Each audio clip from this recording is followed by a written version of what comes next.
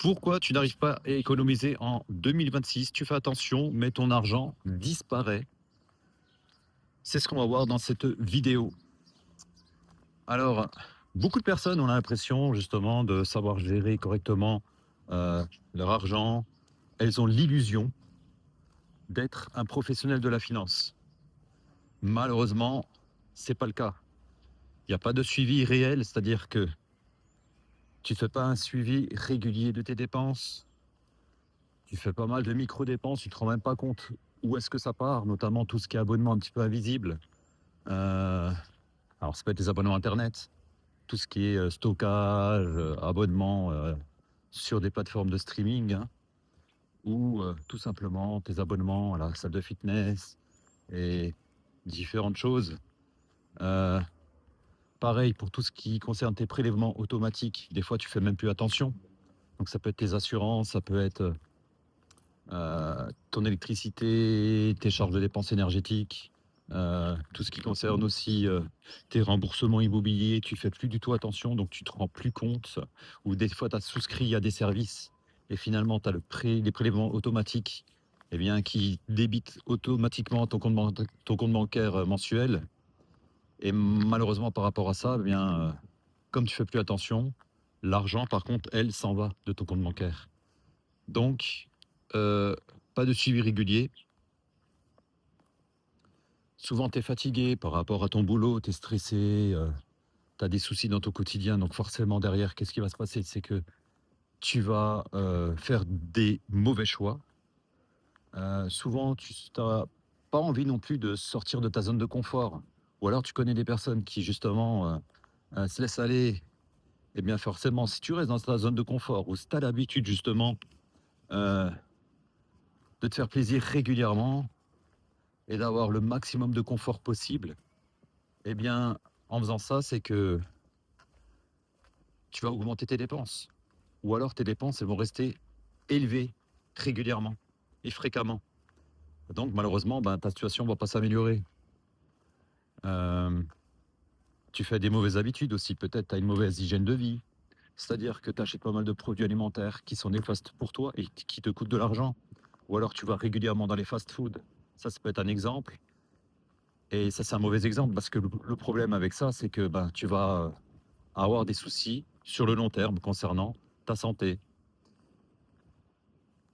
Alors, il faut savoir une chose que si tu as des problèmes, c'est que ton système est mauvais, tout simplement. Problème est égal au système. Donc, si tu as un système qui est mauvais, il va falloir que tu résolves ce souci. D'accord? La solution, c'est quoi? La solution, c'est la structure. La solution, c'est la discipline. Donc, si toi, tu as des difficultés, eh bien, il va falloir que tu trouves une nouvelle routine, une nouvelle structure dans ton quotidien. Ça, c'est très, très important. Parce que c'est bien beau de lister un petit peu tous les effets négatifs, hein. Forcément, tu es dépensier, tu fais pas attention, heu, tu te laisses aller, tu fais pas jouer la concurrence. Évidemment, ça va pas s'améliorer. Évidemment, notamment si, ton salaire, lui, il stagne ou alors il reste fixe, forcément, ça va être très difficile pour toi et tu auras des complications. Donc qu'est-ce qu'on peut faire aussi pour limiter cette problématique? Heu Tu sais, c'est pas un problème, d'effort.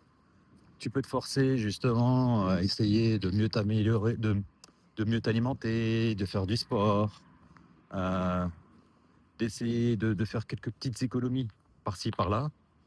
Mais si tu as pas un système efficace, tu auras pas réellement de résultats. Par système, qu'est-ce que j'entends? Par système, moi, c'est vraiment, va falloir que tu fasses un suivi régulier de tes dépenses. Il va falloir que tu fasses un budget réel et vraiment, objectif. Pas un budget de façon aléatoire. Ouais, je pense que tu as l'impression ou tu penses ou il te semble que tu dépenses à peu près telle et telle somme pour différentes catégories de ta vie, mais il va falloir que tu fasses un budget mensuel de tes dépenses qui soit objectif. C'est-à-dire il va falloir que tu épluches un petit peu tous tes relevés bancaires et voir ce qui part et ce qui rentre. Ça, c'est important. Parce que ce qu'on ne mesure pas, malheureusement, eh bien, on ne va pas pouvoir s'améliorer. Si tu veux des progrès, il va falloir que tu mesures ce que tu fais. C'est comme quelqu'un qui veut perdre du poids et qui ne se pèse jamais. Alors, elle peut se regarder dans le miroir Mais des fois, le miroir est faussé aussi, tu vois. Nous, on a une propension comme ça, souvent, à surestimer ou sous-estimer les choses. Au moins, si tu fais une mesure, c'est-à-dire que tu contrôles tes dépenses, tu fais un suivi régulier de tes dépenses, là, tu vas pouvoir t'améliorer. Donc, quelqu'un qui se pèse régulièrement, c'est là qu'elle va réellement savoir si elle est dans le bon chemin ou pas. Est-ce qu'elle est dans la bonne direction ou pas? Ça va être ton GPS. Tu vois bien que si tu souhaites d'aller d'un point A à un point B dans un endroit inconnu, tu as deux solutions.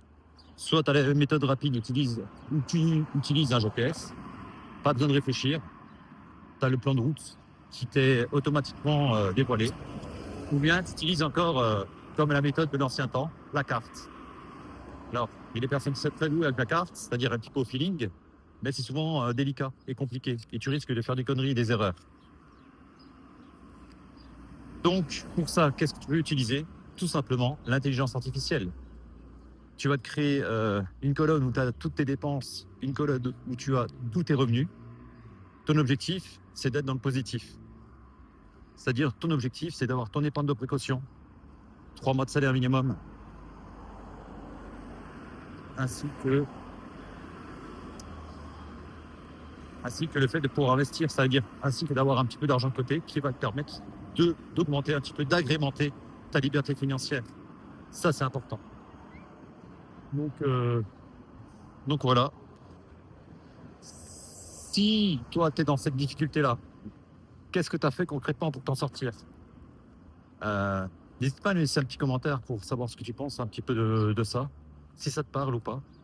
Euh, N'hésite pas à donner des conseils aussi aux personnes euh, qui ont cette problématique, hein, parce qu'il y a beaucoup de personnes qui sont dans la difficulté actuellement, hein, où tu vois bien que l'inflation, elle est partout, hein, tout augmente, tout est cher de nos jours, notamment en 2026, et c'est pas fini, hein, malheureusement. Qu'est-ce qu'on peut faire pour essayer d'améliorer cette situation? Alors, tu as l'intelligence artificielle qui va être, d'une grande aide, je pense, mais il n'y a pas que ça. Il faut aussi de la discipline, de la méthode. Alors, moi, personnellement, le système que j'utilise, c'est un système de journée thématique. Exemple, le lundi, je fais telle et telle tâche, le mardi, telle et telle tâche, le mercredi, telle et telle tâche, et ainsi de suite. Et automatiquement, dans mon système, j'ai une journée par semaine où je commence à contrôler légèrement mes dépenses. Et par mois, automatiquement, je me réserve 1 heure pour savoir où sont partis euh, les investissements. Et tous les mois, je fais ce qu'on appelle aussi du DCA. Pour ceux qui ne connaissent pas le DCA, c'est le Dollar Cost Average. C'est-à-dire, j'investis régulièrement la même somme chaque mois. Et je regarde ce qu'il se passe. Ça, c'est important, hein, parce que si tu investis, tu te laisses aller et tu regardes ailleurs, tu risques d'avoir des résultats qui ne sont pas forcément au top. Donc moi, je t'invite vraiment à lire des bouquins, à te former, notamment dans tout ce qui est un petit peu investissement immobilier ou bien en ce qui concerne la bourse. Et aussi, justement, ben, d'avoir un système qui te permette de suivre tes dépenses, de suivre tes investissements de façon récurrente. Voilà, donc sur ce, ben, je te souhaite de passer une excellente journée. N'hésite pas à t'abonner à la chaîne, me laisser un petit pouce bleu et surtout, laisse des commentaires. Salut chez toi. Ciao.